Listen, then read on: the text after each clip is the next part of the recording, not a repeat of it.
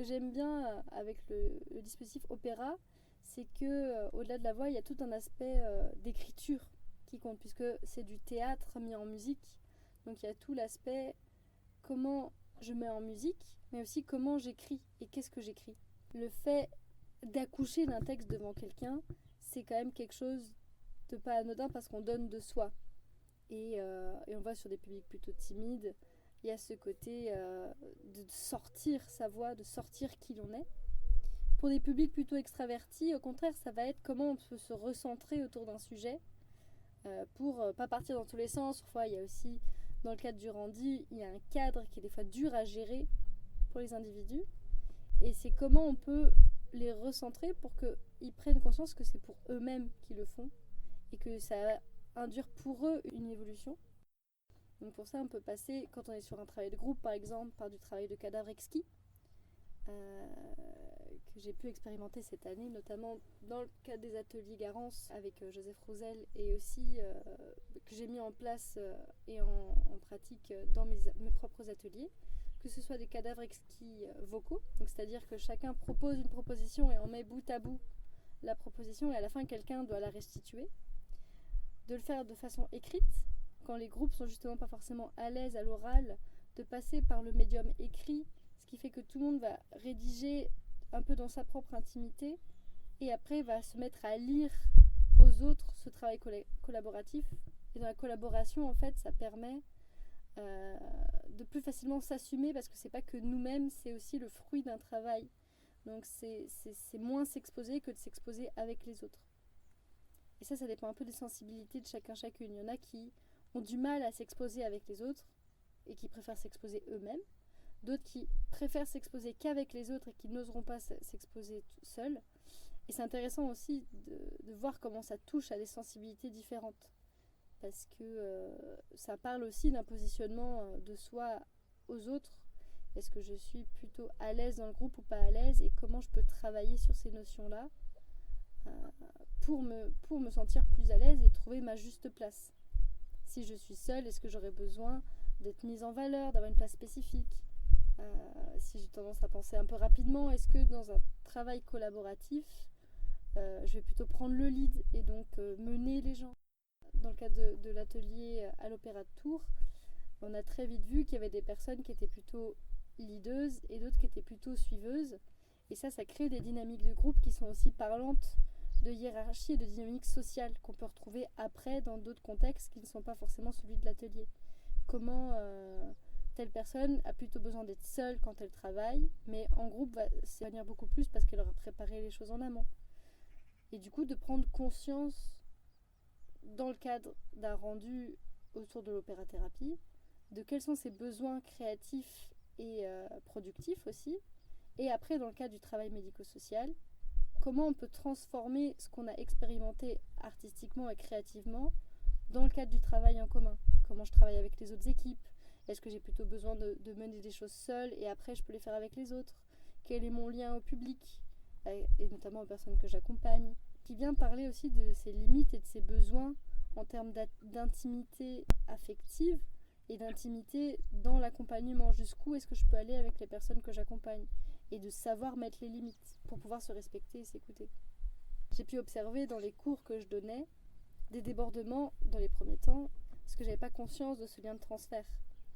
Et donc le fait d'accompagner juste un petit peu comme ça vocalement a créé des débordements où petit à petit l'intimité ayant un grand rôle dans la voix, c'est-à-dire que si je suis bloquée psychologiquement, ma voix sera bloquée aussi.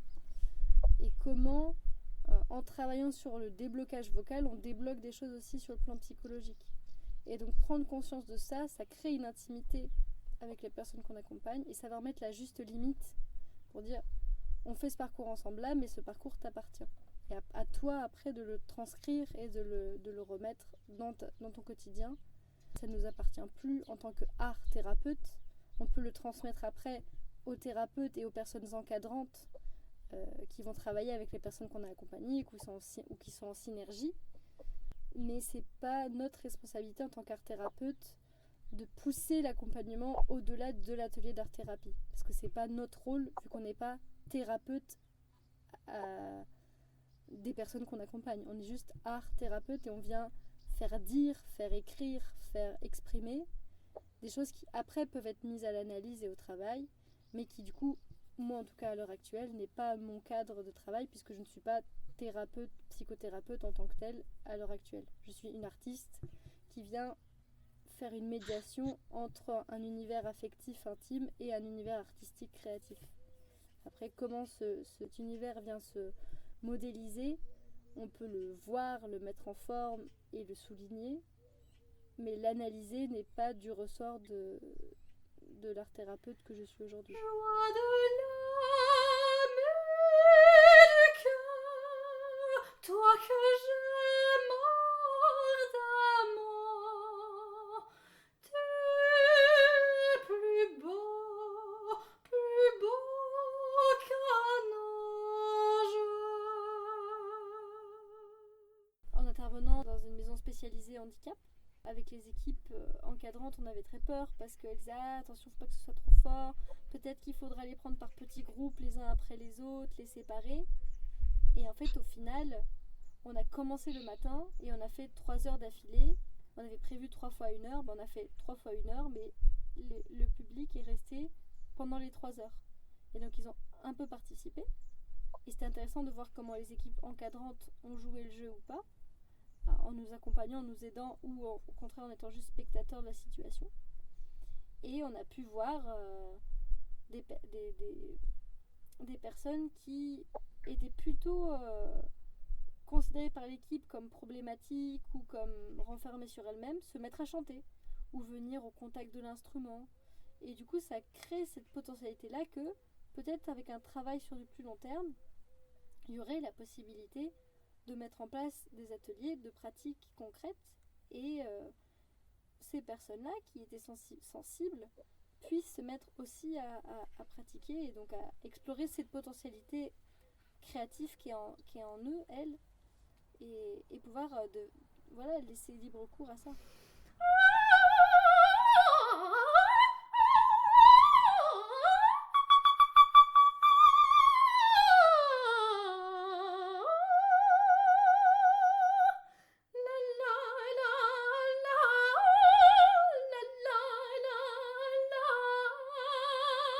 La voix lyrique, en tout cas pour moi, c'est la voix qui est la plus ample, c'est-à-dire qu'elle est capable de sonner par-dessus un orchestre de 150 personnes. Donc en fait, on devient son propre résonateur et donc ça crée une vibration qui est très forte, qui est très puissante et qui vient interagir avec ce qu'il y a autour de soi. Et donc en fait, une voix lyrique, mes voisins pourront en témoigner, ça s'entend. Ça s'entend, ça se laisse entendre et on ne peut pas l'ignorer, ça prend de la place. Et donc il y a la question comment, avec cette voix-là, je prends ma place et j'assume de prendre ma place. C'est un peu ce culot d'évoluer dans l'espace. Alors du coup, il faut forcément créer des espaces où on a l'accord de ceux qui sont autour, parce que qui dit place dit forcément réception. Et donc il faut faire attention, dans l'espace qu'on prend, à ne pas envahir l'autre. Et c'est tout là l'intérêt de cet échange avec le public, c'est que normalement, on doit pouvoir jouer dans des espaces qui nous sont dédiés. Et c'est tout l'importance de trouver des espaces adéquats à la pratique, parce qu'on peut soi-même apprendre à maîtriser sa voix, à chanter moins fort, chanter plus fort, mais si on veut vraiment chanter soi-même pleinement, sans contrainte, il faut avoir des espaces dédiés pour, parce que sinon on est toujours sur une adaptation de soi-même dans un contexte.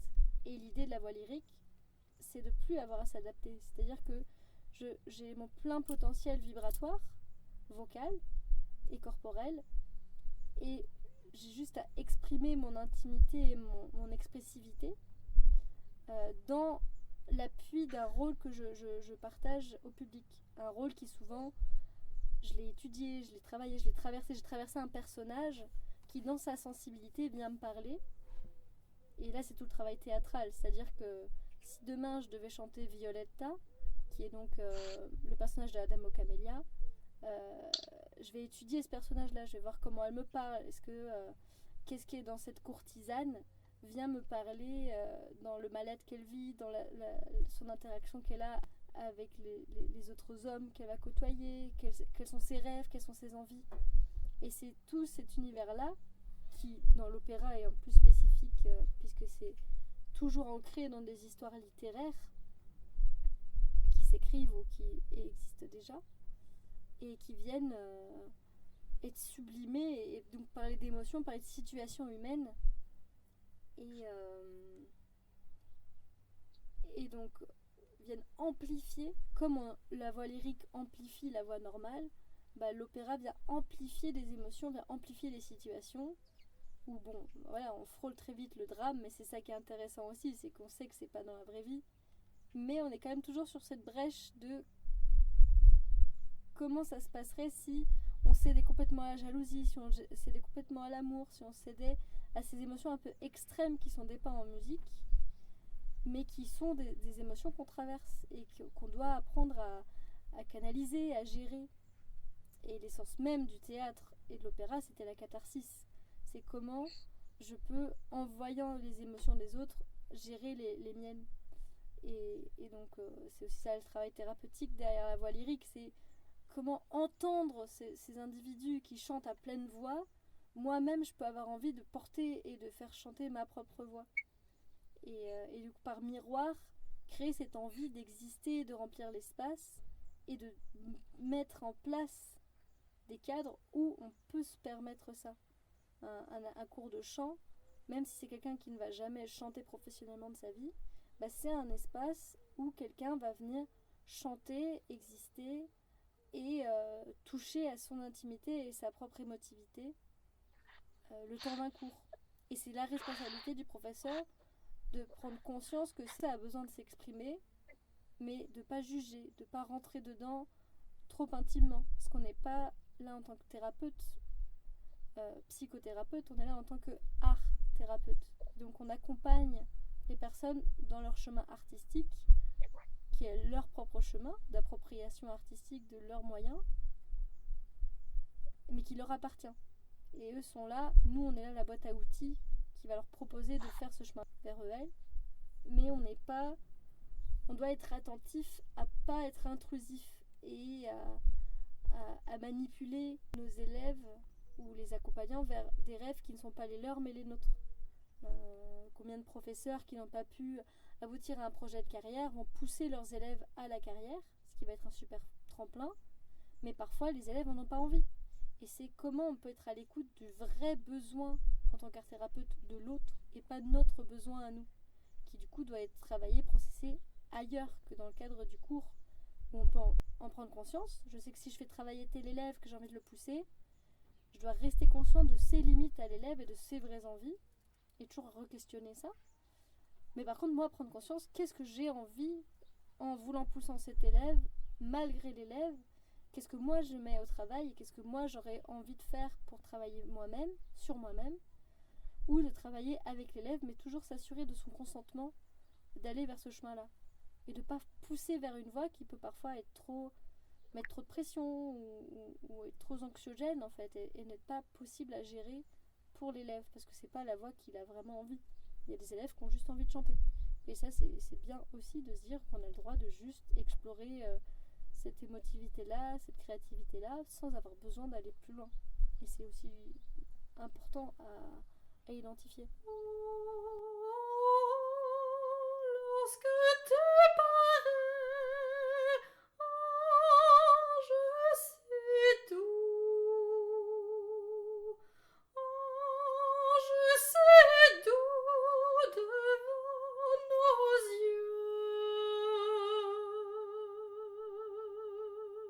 Comment on peut interagir comme ça et en faisant attention à ne pas heurter les autres. Et donc aussi penser différents ateliers, différentes modalités d'expression pour que chaque sensibilité puisse un peu avoir sa place. C'est pas la même chose d'interagir dans un collège que d'interagir dans un EHPAD, et même dans un collège, il va y avoir des groupes plus souples que d'autres. Et ça, c'est intéressant. Et c'est toujours l'enjeu du premier contact qui est hyper décisif. C'est comment, dans ce premier contact, je peux rebondir sur mon groupe, m'adapter pour que du coup mon dispositif puisse se modeler sur eux. Et de ce modelage-là, réussir à créer un langage contact qui sera du coup propre au groupe. Et c'est comme ça que chaque groupe sera vraiment hyper unique à chaque fois parce que les situations seront toujours jamais les mêmes. On n'est jamais dans le même contexte de lieu, les traversées avant sont pas pareilles, d'où vient chacun chacune, comment chacun chacune interagit, comment on prend sa place dans le groupe. C'est pas pareil d'avoir dans une classe de primaire un enfant un peu turbulent qui va courir dans tous les sens et qui est en défiance de l'autorité. Comment moi me positionner non pas en autorité mais en accompagnant, c'est-à-dire que je ne suis pas là pour faire autorité mais je suis là pour faire un dispositif ensemble où ce petit garçon ou cette petite fille qui est en défiance de qui je suis, en fait moi je suis pas là pour me battre contre, je suis là au service d'eux et c'est comment dans ce service échangé on peut créer un dialogue ensemble et que parfois dans ça il y en a qui ont besoin d'être seuls et il y en a qui ont besoin d'être en groupe et c'est comment on fait ça dans le groupe ou dans le seul, ça crée du coup des espaces très différents en fait parce que chaque fois c'est des modalités hyper spécifiques. Faire quelque chose tout seul, par exemple moi en tant que soliste je suis beaucoup seule dans ma pratique, ça n'a pas le même sens si je fais un récital seul ou si je le fais avec un groupe, sachant que moi je fais pas beaucoup de seul en scène par exemple, donc je suis toujours avec au moins 2 personnes et donc c'est parlant de mon besoin de lien où j'ai besoin d'avoir une autre personne à mes côtés. Mais ce qui n'est pas pareil pour certaines personnes qui vont tout faire toutes seules. Par exemple, un pianiste concertiste, c'est quelqu'un qui est très seul dans son approche du piano.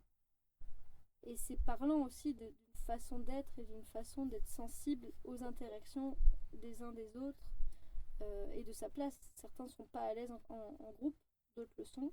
Et comment on peut, dans le dispositif, travailler sur la position à soi, la position à l'autre et l'envie d'interagir ou pas, parce que c'est pas non plus obligé. Moi je sais que je ne fais pas de pratique de chœur parce que je suis pas à l'aise dans les groupes et c'est quelque chose de conscient sur lequel j'ai travaillé.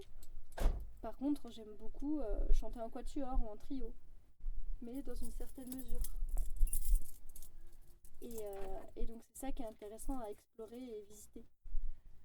Comme un bel ange blond sous le clair soleil,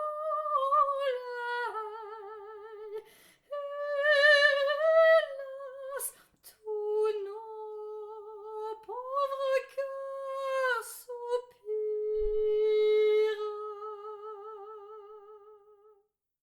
On touche du doigt cet aspect sublime, c'est-à-dire qu'on vient sublimer des émotions et des affects. Et donc des fois, on va tirer vers l'absurde complet. Et en fait, c'est un peu cette brèche-là qu'il y a dans le chant lyrique, c'est qu'on est sur quelque chose d'extrême. C'est-à-dire que quand on chante, quand on fait du chant lyrique, on n'est pas juste sur du chant, on est sur un chant qui est très sonore, qui prend beaucoup d'espace et qui frôle un peu avec les représentations qu'on a de la folie. Voilà, quand j'étais plus jeune, ça pouvait m'arriver de chanter, j'avais pas d'espace pour travailler, donc je travaillais dans la cour de récré. Et des gens qui viennent me prendre à partie en me demandant si j'étais folle. Donc il y a vraiment cet aspect dans le fait de prendre de la place, de faire du son, qui vient toucher du doigt une certaine folie. Et qui du coup ouvre un genre d'exutoire sur comment je peux donner en musique, donner à voir cette part de folie en moi. Et ça qui est intéressant à l'opéra, c'est que on va toucher du doigt, toujours dans cette catharsis, des situations extrêmes. Et en touchant ces situations extrêmes-là, on frôle toujours un peu la folie. Et c'est là notre responsabilité en tant qu'artiste et en tant qu'accompagnant d'artistes en formation de ne pas sombrer dans cette folie qu'on touche. Je vois, par exemple, dans Carmen, l'opéra de Bizet, au cours de mes études, j'avais un ami qui travaillait Don José. Et Don José, à la fin, tue Carmen. Donc c'est vraiment une scène de jalousie très extrême, où il finit par selon les mises en scène, l'étrangler, la poignarder. Et en fait, il lui fallait systématiquement, à la fin du travail de cette scène-là, pratiquement une journée pour se remettre. parce que dans le travail de l'assassinat de Carmen, il était engagé tellement émotionnellement qu'il n'arrivait plus à faire la part des choses entre lui-même et le personnage qu'il jouait. Et c'est cette folie-là qu'on touche dans l'extrême du jeu d'acteur, qui en plus est engagé physiquement complètement, puisqu'on vient chanter vraiment du plus profond de son être, avec en plus, quand les compositeurs ont bien fait leur travail, voilà, les lignes sont pensées pour être expressives, être émotionnelles, être touchantes. Et donc en fait, quand on vient interpréter tout ça, on frôle du doigt des situations où il faut bien rester conscient qu'on joue toujours un rôle. Un rôle humain, certes, qui pourrait être dans la vraie vie. Des situations de féminicide, on en voit encore aujourd'hui. Et qu'on n'ait pas cette situation-là, mais par contre, on la laisse à voir et à vivre. Il faut que le spectateur ait l'impression qu'elle soit vraie. Et pouvoir après la dédramatiser et en sortir. Et c'est justement le fait de montrer cette scène-là, cette folie-là, qui permet à celui qui la voit de ne pas plonger dedans. Et c'est l'enjeu de celui qui la traverse, de rester sur le bord et de ne pas plonger dedans non plus. Et c'est ça qui est très engageant dans ce travail-là, c'est qu'on est toujours sur un fil où on doit rester dans le domaine de l'art et pas partir et du coup perdre le contact de soi. Et c'est intéressant dans ce contact à soi de la responsabilité du coup des accompagnants et de bien garder la maîtrise de ces ateliers, de ces accompagnements pour éviter que la personne qui s'engage dans ce travail-là perde contact à elle-même. Et c'est pour ça qu'on parle souvent de maturité vocale quand on aborde des rôles, mais aussi de maturité émotionnelle. C'est-à-dire qu'il faut avoir déjà fait un certain travail physique et émotionnel pour pouvoir aborder certains rôles. Parce que le corps n'est pas capable de les porter vocalement, parce que ça a été écrit avec une certaine intensité qui fait que normalement certains rôles sont compliqués à aborder trop jeunes. Et ensuite avec une certaine maturité émotionnelle. C'est-à-dire que voilà, faire une jeune soubrette, c'est pas le même engagement que de faire une reine qui va tuer ses enfants et soi-même se suicider à la fin. C'est-à-dire que l'engagement émotionnel n'est pas du tout le même et c'est important d'en prendre conscience et aussi de respecter les limites d'une situation qu'on peut traverser et de comment on accompagne vers la traversée de ces situations-là.